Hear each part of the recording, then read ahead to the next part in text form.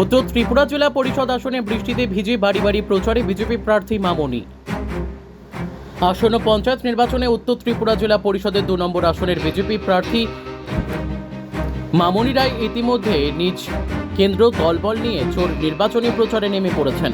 এতে তিনি ব্যাপক সাড়া পাচ্ছেন বলে জানা গেছে। এলাকার কদমতলা, চুড়াইবাড়ি, বাঘন ও কালা গাঙ্গের পাড় জিপি নিয়ে এই আসন গঠিত।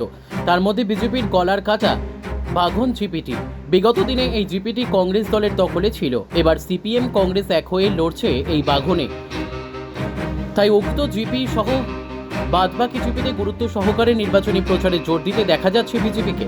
বৃহস্পতিবার সকালে বৃষ্টিকে উপেক্ষা করে দলবল নিয়ে বাঘন জিপির বাড়ি বাড়ি নির্বাচনী প্রচারে দেখা গেছে বিজেপি জেলা পরিষদ প্রার্থী মামনি রায়কে।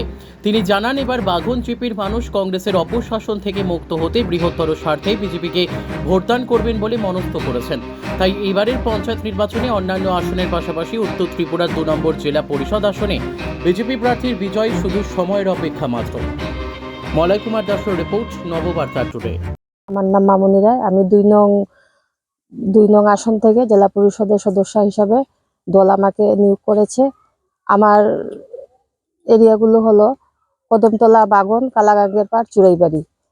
তো আজকে বাগন পঞ্চায়েতের 5 নং ওয়ার্ডে আমি সকাল থেকেই জনসম্পর্ক চলছে। আমার সঙ্গে আছেন আরো 2 জন প্রার্থী। এছাড়াও আছেন অনেক কার্যকর্তা আমাদের সঙ্গে, আমাদের ভাইয়েরা। তো সবারই একটাই ইচ্ছা, এবার যেহেতু বাগন পঞ্চায়েতটা বিরোধী ছিল, 5 বছরে তারা অনেক নির্যাতন সহ্য করেছেন, এজন্য এবার সবাই মিলে এইবার বাগন পঞ্চায়েতটা বিজেপি করবেনই, এটাই সবার উদ্দেশ্য। আমার তো পরবর্তী প্রোগ্রাম রয়েছে, বাসাবাড়িতে একটা বড় সভা রয়েছে, এরপর রয়েছে চুড়াইবাড়িতে একটা সভা আছে, কদমতলাতে আরো 2টো সভা আছে।